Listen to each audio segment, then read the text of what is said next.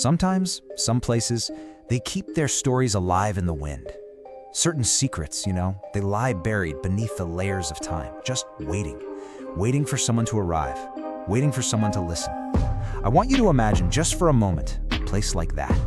A place where the darkness of night is so absolute that even your own shadow feels like a stranger, where the silence is somehow more terrifying than any scream. This isn't a story from a movie. This is the dark, stained page of a true story, one that an entire government, a functioning, modern government, tore out of its own history books out of sheer terror. This is about a railway station that the fear of a single spirit wiped off the face of the map for 42 years. Tonight, we're not just going to hear a story. We're going to live that feeling. We're going to come face to face with that fear. Tonight, we journey to that same desolate, cursed station, Begunkodar.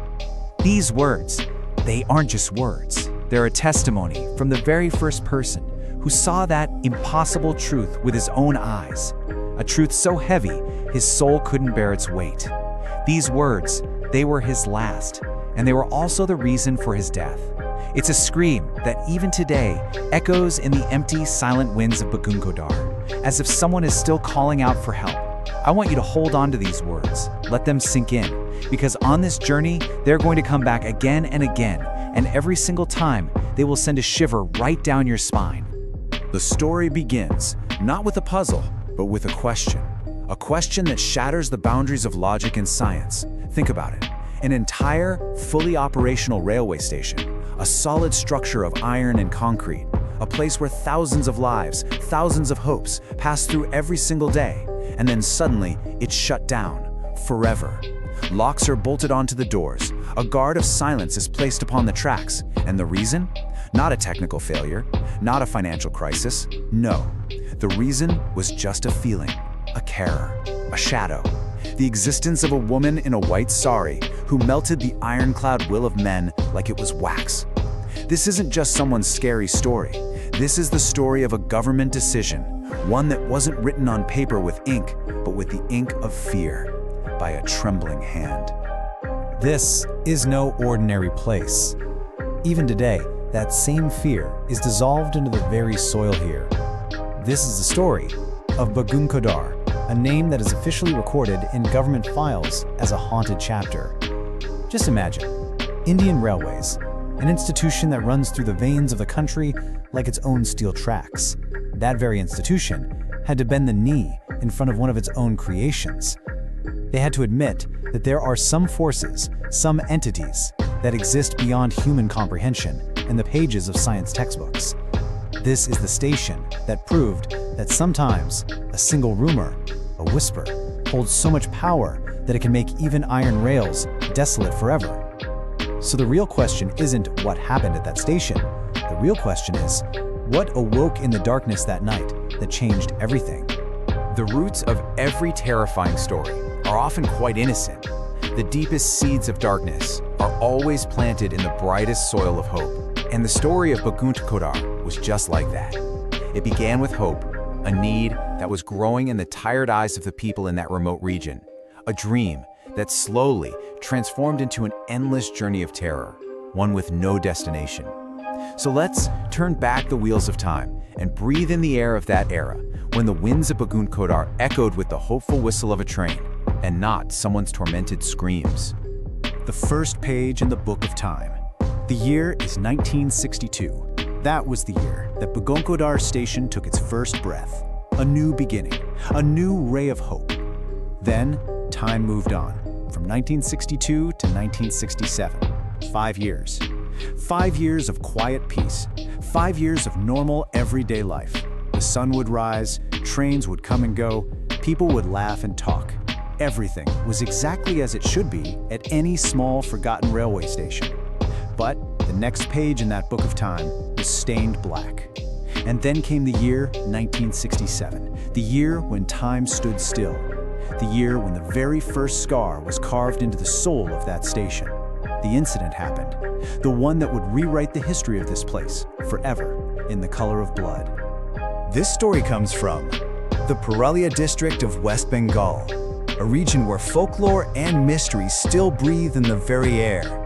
And in a corner of that region, in a remote, desolate spot was Begunkodar. Imagine that time, a time when being connected to the world meant a single railway line, and the next station on that line was nearly 100 kilometers away.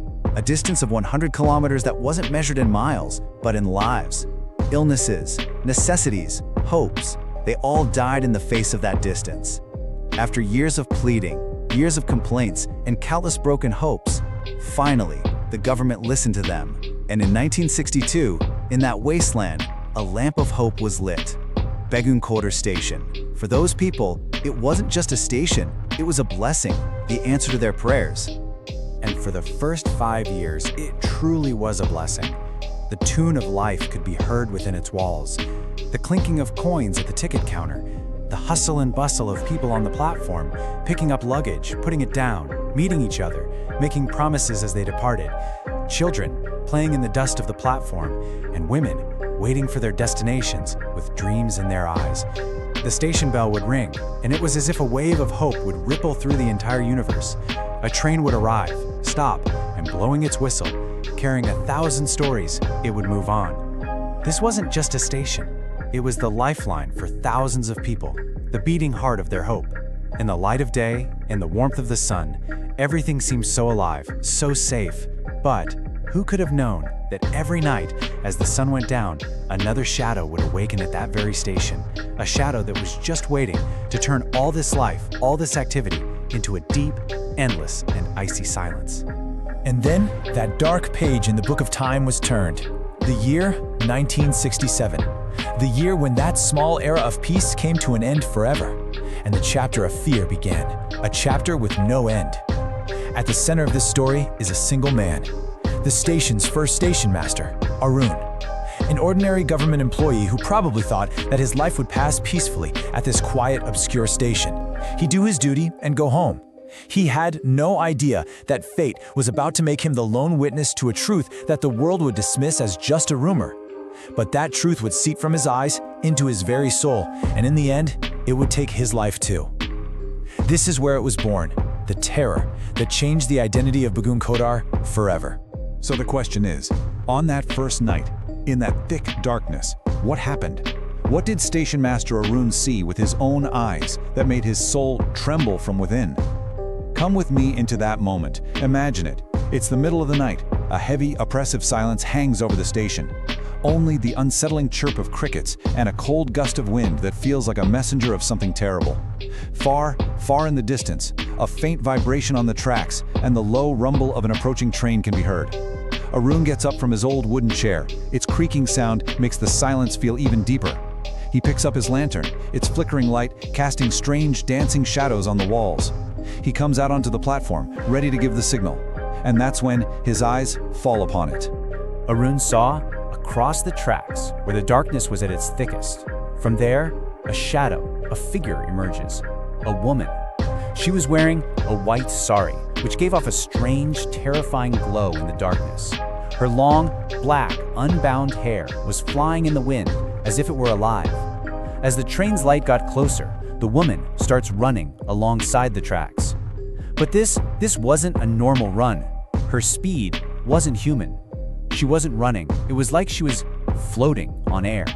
Her feet weren't touching the ground.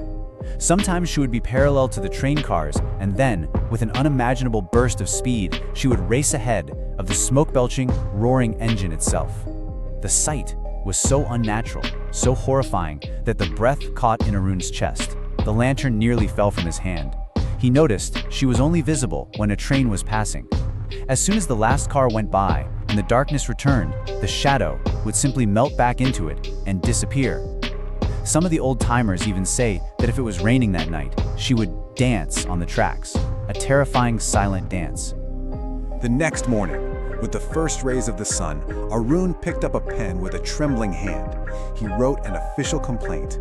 Everything he had seen, everything he had felt, he put it all down on that paper, word for word. He asked for help. He tried to scream that something at this station was wrong. Something was terribly wrong. But for the officers sitting in their big air-conditioned offices in Delhi, the story from a small-time station master in some obscure part of Purulia was nothing more than a joke. They thought either Arun wasn't mentally sound or he was just making up excuses to get out of working in this desolate place. His letter, written in absolute terror, was tucked away into a thick file and ignored forever. Now, Arun was alone, completely alone, with his fear, which was growing bigger with each passing night. And at that desolate station, there was no one left to listen to him. If it had been just one night, maybe he would have dismissed it as a hallucination, forgotten about it, a bad dream. But that shadow, that woman in the white sari, she wasn't his dream anymore. She had become his reality. He began to see her every single night. With every passing train, that horrifying scene would repeat itself before his eyes like a never-ending loop. Sleep had abandoned him. When he closed his eyes, he saw the white shadow. When he stayed awake, he saw the shadow on the tracks. Even in the light of day, the sound of the train's whistle was mixed with the silent sound of her running. He was constantly terrified, anxious, living in a state of unknown dread. His courage had finally given up. At last, he made a decision. He would take a few days off and go to his village. Maybe a change of scenery would calm his mind. Maybe this nightmare would be left behind here. He didn't know that while he was leaving the station's shadow had now become his own. And a shadow never leaves you. The story has now reached its darkest, most terrifying turn. From this point on, the fear wasn't just going to live in one man's soul, but in the very walls of the entire station. An event that would tear through the fog of rumors and become a horrifying reality that was impossible to deny. A reality that would shake the foundations of even the mighty Indian railways. This is the story of the fear that turned a living, breathing, vibrant station into a desolate, soul-chilling ruin. It had been only 2 days since Arun had left for his vacation. The remaining staff at the station, they were all thinking he'd get better in a few days and come back. Everything would go back to normal. And then news arrived, a telegram sent from Delhi. News that turned the uneasy feeling in the station's air into an icy dread. The news was that Arun was dead. Just that. For some reason, he had passed away. What was the cause of death? No one knows. Was it just a coincidence? Or had the shadow claimed its first victim? Had the shadow called Arun to her? For the first time in people's minds, this news transformed the whispering rumor into a screaming, horrifying truth. Indian Railways treated Arun's death as an accident and closed the file. And in his place, a new station master was sent to Begunkodar, a new face who knew nothing about the station's dark history. He arrived for his job, he took charge. He thought everything was normal. Just another day, another duty. The day passed peacefully. Then, night fell. On his very first night, as he sat in his chair, lost in his files, he heard the sound of an approaching train. He got up, went out onto the platform. And as the train, with its bright headlight, neared the station, he too saw the same thing.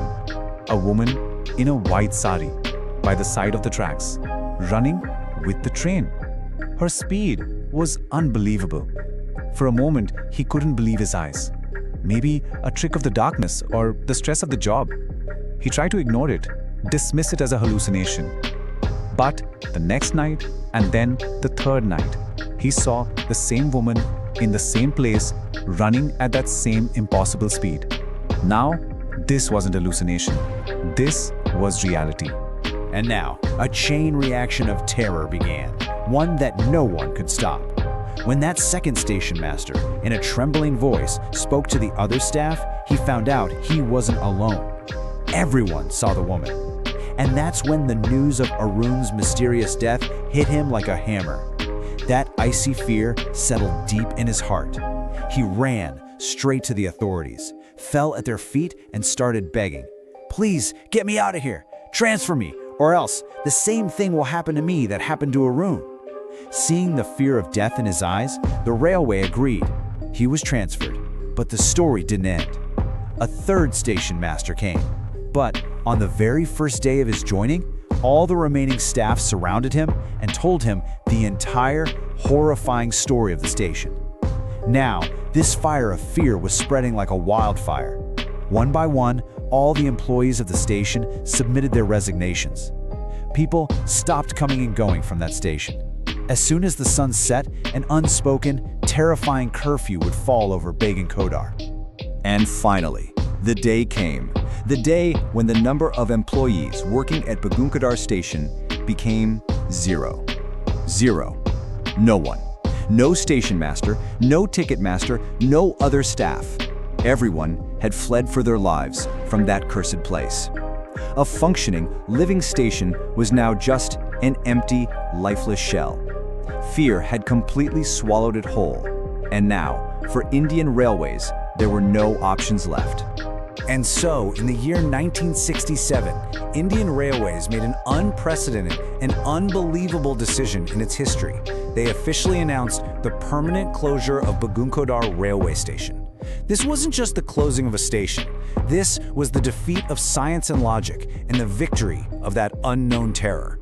It was a silent declaration that there really was some power at that station, some shadow that had forced even a powerful government to retreat. The doors of the station were locked, but the story didn't end. In fact, this is where the station's true dark story began. Now, Begunkodar wasn't just a closed station, but a symbol of a living, breathing ghost story. For the next 42 years, that station remained bound in that desolation like a curse. Even in broad daylight, people were afraid to even look in its direction. And in the deep silence of those 42 years, only stories echoed there. Countless terrifying stories of the woman in the white sari. Now, this desolate place became a mecca for paranormal investigators and thrill seekers. People from all over the country, even from abroad, started coming to get to the bottom of this mystery. And whoever came felt a strange, heavy, negative energy in the air of that place. Many people, with their equipment, claimed that there was indeed a soul, a restless spirit present there. This matter grew so big, moving beyond rumors, that even high-level government ministers admitted in their statements in hushed tones that yes, there was something wrong with that station. And the stories from the local people, they were even more terrifying. Someone said they saw her late at night standing silently on the other track. Another swore that in the silence of the night, they heard the faint, tinkling sound of anklets. And some even claimed to have seen her sitting in the old dense tree right next to the station. Amidst all these stories, all these claims, and all these terrifying encounters, one question was stuck in everyone's mind like a thorn. The question that is the root of this entire story. After all, who was that woman? Where did she come from? Why was her soul trapped in the desolation of this station? What did she want? Why was she scaring people? Now, a curiosity began to grow among people to know the real story hidden behind that shadow. And when people started to brush away the dust of time, a story emerged. There is no official record, no confirmation of this to this day. But the old local people there still believe it. They say that in the year 1963, at that very spot, a woman had taken her own life by jumping in front of a moving train. They say it's her spirit, a soul that never found peace, who, since her tragic death, has been wandering there to this day. And with every passing train, she relives that horrifying moment of her death again and again. This story adds an element of pain, of deep sorrow, to her terror. Time passed, 42 years. An entire generation grew up seeing that station only as a desolate, haunted place. 4 decades went by. Finally, in the year 2009, the government made another decision. Perhaps under pressure from the local people, or perhaps believing that after 42 years of solitude, the spirit had finally found peace, the decision was made to reopen the station. It was officially announced that there were no longer any paranormal activities there. The 42-year curse, that deep silence, was broken. After years, light shone once again at the station. Trains began to stop at the tracks again. The station was open. The trains started running. Life seemed to have returned. But one question still stands in the air of that station, like a shadow. After a long wait of 42 years, did that shadow really leave that place? Or is she just quiet, waiting? Even today, some people in that area say in hushed tones that sometimes, late at night, when the last train passes through that station, they see a faint, white shadow by the side of the tracks, just for a moment, and then it disappears into the darkness. Perhaps she never went anywhere. she is still there, watching, waiting. Perhaps she is watching you too, right now, as you listen to this story. If you too felt a cold shiver on the back of your neck, then perhaps you are not alone. Give that feeling a like and share this story with your friends so that they too can know the unfinished truth of Begunkodar. And to be a part of our journey, subscribe to the channel so that when the next story awakens in the darkness, it will surely reach you. We will be waiting for you.